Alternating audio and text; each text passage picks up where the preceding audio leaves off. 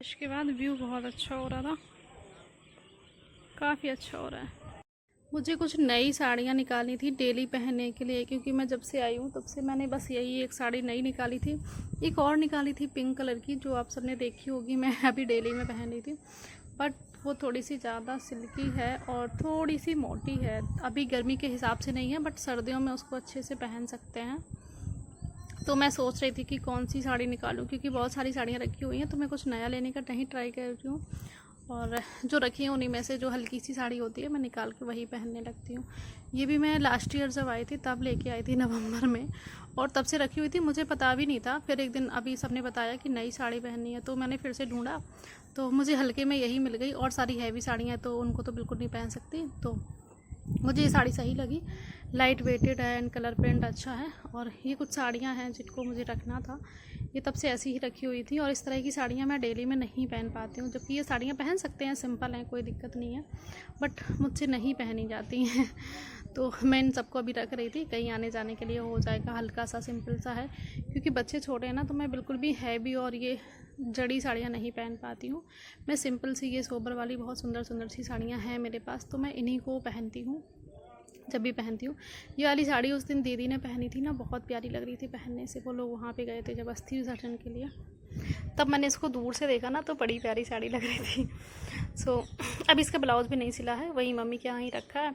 तो ये था कि अभी जाऊँगी तब लेके जाऊँगी, बट जल्दी में आ गई, तो फिर मैं वहीं पे छोड़ के आ गई हूँ, लेके नहीं आई अभी। सिला भी नहीं है, शायद मम्मी ने सिल दिया हो, जो भी है। तो अभी मम्मी को बोला था तो उन्होंने कहा था मैंने तुम्हारे 2-3 ब्लाउज सिल दिए हैं, और बाकी के जो हैवी साड़ियों के हैं वो मैं सिलवाती हूँ बाहर।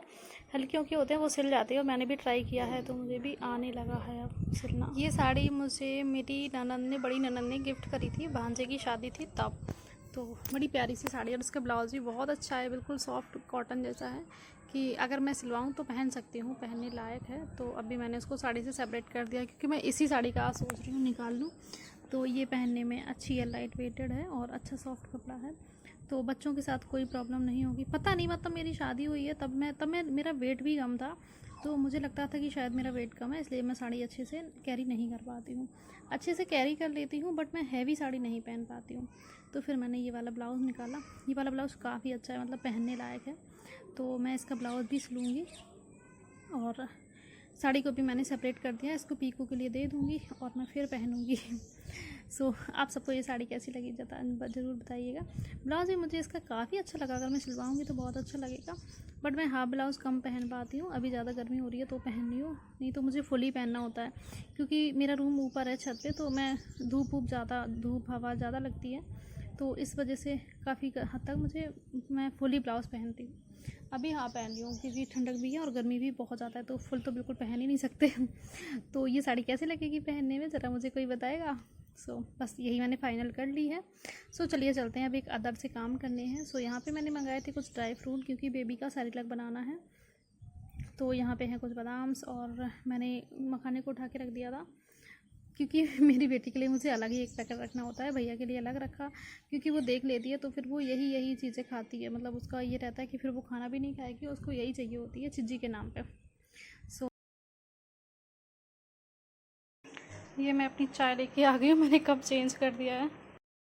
छत पे अपनी चाय के साथ मैंने कप चेंज कर दिया। पहले मैं बड़े कप में चाय पीती थी, और पता है क्या, बड़े कप में ना चाहते हुए भी मैं ज़्यादा चाय पी ले रही थी। बहुत गर्मी हो रही है, पता मेरा गला ना यहाँ पे ऐसे जल गया, स्किन जल गई। अभी जब मैं एग्ज़ाम देने जाती थी अप्रैल में, तब भी ऐसा हुआ था, तब लपट चलती थी, गर्मी से हो गया था, बट अभी ऐसे ही हो गया है। और मैंने कल सोचा था कि मैं नई साड़ियाँ निकालूं, क्योंकि हमारे यहाँ क्या होता है कि जब मायके से आते हैं तो ससुराल में जो साड़ियाँ पहनते हैं, पहले से पहनते हैं, वो नहीं पहनते हैं। और चेंज भी करनी थी मुझे, क्योंकि 3-4 महीने हो गए थे इसको पहने हुए। बट ये साड़ी ना बहुत ज़्यादा अच्छी लगती थी मुझे, काफ़ी अच्छी थी, और ये छूट नहीं रही है, क्योंकि अभी गर्मी बहुत ज़्यादा पड़ रही है। एंड मेरी सासू माँ 1-2 बार टोक चुकी हैं कि वही साड़ी क्यों पहन रही हो, नई निकाल लो। तो मेरे पास बहुत सारी पहले से ही रखी हुई हैं, तो मैं सोच रही हूँ, क्योंकि ऐसा होता है ना, बहुत साड़ियाँ होती हैं, तो अगर वो रखी रहती हैं कहीं जाने के चक्कर में, तो मैं 3 साल से ज़्यादा कहीं जाती नहीं हूँ, तो मैं सोच रही हूँ नई ना खरीदूँ, मैं उन्हीं में से निकालूँ। कल एक साड़ी निकाली भी थी जो काफ़ी अच्छी थी, मैंने आपको दिखाई थी, बट गर्मी की वजह से ना, अब अगर बारिश होती है तो लाइट नहीं आती गाँव में। जो लोग गाँव में रहते होंगे उनको पता होगा। लाइट की बहुत ज़्यादा प्रॉब्लम रहती है। कल दोपहर की लाइट गई हुई थी और आज दोपहर में 2 बजे आई है, तो ये दिक्कत होती है। और छोटे बच्चे हैं और मेरा ऊपर नीचे वाला मकान है, तो मतलब बार बार ऊपर जाना नीचे आना वो सारी चीज़ें होती रहती हैं। तो मेरा ना नई साड़ियों में मुझे पता नहीं अजीब सा लगता है, अभी नहीं पहनती हैं। अभी मैं सर्दियों में निकालूंगी, थोड़ा सा और हो जाए, ठंडक होने लगे तब मैं निकालूंगी। अभी ये साड़ी इतनी ज़्यादा ख़राब नहीं है, आप भी खुद ही देख सकते हो, अच्छी है। बस यही है कि पहनी हुई थी तो नहीं पहनना चाह रहे थे, क्योंकि हम गर्मियों में यहाँ रहते ही नहीं हैं, 2 साल से नहीं थे। और इस बार ही ऐसा है कि चाची की वजह से आना पड़ा, नहीं तो अभी नहीं आते। तो वही नवरात्रि तक आते, तब तक हल्की सी सर्दी आ जाती है, तो फिर प्रॉब्लम नहीं होती है कि आप कैसी भी साड़ी पहन लो। और मैं बढ़िया छत पे बैठ के अभी थोड़ा सा एंजॉय कर रही थी, क्योंकि बहुत अच्छी हवा चल रही है और मेरा मन कर रहा था चाय पीने का। तो मैं चाय बना के अपनी सासू माँ को दे के आई हूँ नीचे, और फिर मैं आ गई पीने। तो अभी चलो, अभी सोच रही हूँ मैं क्या करूँ, बट सुपर डैट की तैयारी स्टार्ट करनी है, क्योंकि टाइम बहुत कम बचा है। और अगर हम ऐसे ही करते रहेंगे तो तैयारी भी नहीं होगी और टाइम आ जाएगा, क्योंकि 22 जुलाई तक दे रहे हैं कि नोटिफिकेशन आ जाएगा। तो हमें उसके साथ ही चलना होगा, हमें सब्जेक्ट वाइज सब्जेक्ट तैयार करने होंगे। और मेरे पास तो 2 छोटे बच्चे हैं ना, ये सोच के मुझे डर लग जाता है। बट फिर मैं सोचती हूँ कि अगर मैं पढ़ाई छोड़ भी दूँगी तो करूँगी क्या, हो सकता है कि हो जाए, हो सकता है कि ना भी हो, तो ज़्यादा उम्मीदें नहीं रखते हैं। बस मैं टारगेट कुछ ऐसा बनाने वाली हूँ कि अपने हिसाब से जैसे मुझसे होगा तो मैं आपके साथ आगे आगे शेयर करती जाऊँगी। बट मैं बैठने वालों में से तो नहीं हूँ, ना मैं हार मानने वालों में से हूँ।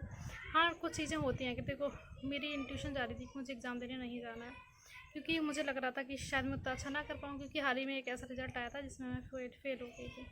तो मेरा कॉन्फिडेंस बहुत ज़्यादा डाउन था। एंड जब मैंने पेपर देखा, मुझे इतना गुस्सा आया, इतना गुस्सा आया। मैं पेपर देने गई क्यों नहीं, मेरा स्कोर बढ़ जाता, पहले से भी नंबर ज़्यादा हो जाते, इतना ईजी था। बट कोई बात नहीं, क्योंकि ये वाला पता है पेपर इसलिए ईजी रखा गया क्योंकि जो पुराने टीचर्स हैं उन लोगों को भी टेट देना था। तो अगर ज़्यादा टफ ज़्यादा होता ना टेट का पेपर, तो वो लोग फेल हो जाते, और वो लोग फेल हो जाते तो किसी की जॉब चली जाती, किसी का रोज़गार चला जाता। तो उन सब चीज़ों को मद्देनज़र रखते हुए इस तरह का एग्ज़ाम बनाया गया। असली मज़ा तो सुपर टेट में आने वाला है। तो कुछ लोग ऐसे खुश हो रहे हैं कि मैंने बिना पढ़े इतने मार्क्स आ गए, 130 प्लस 120 प्लस। तो अभी कोई दिक्कत नहीं है, बट जो असली गेम है वो सुपर टेट लाएगा।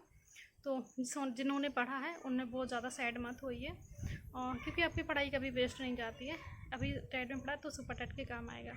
और जो 120 130 वाले हैं ना, उनको सुपर टेट में पता चलेगा कि क्या होता है बिना पढ़े। ऐसे कुछ नहीं होता है, अगर ऐसे नंबर आने लगे, ऐसे जॉब मिलने लगी तो सबकी मिल जाए, सबको मिल जाए। क्योंकि थोड़ा बहुत एफर्ट्स तो सभी डालते हैं ना, लास्ट के जो कभी नहीं पढ़ता है वो भी लास्ट के 1 महीने में पढ़ ही देता है। तो वही सब चीज़ें हैं। सो देखते हैं कि फिर क्या ही होता है। सो मिलते हैं ऐसे ही नेक्स्ट वीडियो में, तब तक के लिए बाय बाय, टेक केयर। अगर आपने अभी तक मेरे चैनल को सब्सक्राइब नहीं किया तो प्लीज़ कर लेना, मुझे बहुत ज़्यादा ज़रूरत है आपके सपोर्ट की, क्योंकि अभी हमारे घर में कुछ ऐसा हो गया था जिस वजह से मेरी वीडियोज़ नहीं आई। तो मेरा चैनल डाउन हो गया है, और इस वजह से ना मोटिवेशन भी नहीं आता। अगर व्यूज़ अच्छे आते हैं तो थोड़ा सा अच्छा लगता है कि आप मेहनत कर रहे हो, कुछ कर रहे हो, तो उसका रिज़ल्ट मिल रहा होता है। सो मेक श्योर कि आपने चैनल को सब्सक्राइब कर लिया, लाइक कर देना, शेयर कर देना। और ऐसी एस्पेरेंट माँ के लिए जो गिरती है, टूटती है, बट फिर से हिम्मत जोड़ के खड़ी हो जाती है, बस ऐसे ही। तो मैं हार मानने वाले तो बिल्कुल नहीं हूँ, कभी नहीं मानी है। बस एक रिज़ल्ट ऐसा हुआ जिसमें मैंने फेलियर देखा है, तो शायद अच्छा भी है, ताकि मैं आगे की पढ़ाई कंटिन्यू कर पाऊँ और अच्छे से कर पाऊँ। तो बस अभी सुपर टेट की तैयारी अच्छे से शुरू करनी है। सो मिलते हैं नेक्स्ट वीडियो में, तब तक के लिए बाय बाय, टेक केयर, बहुत सारा ख्याल रखिएगा अपना।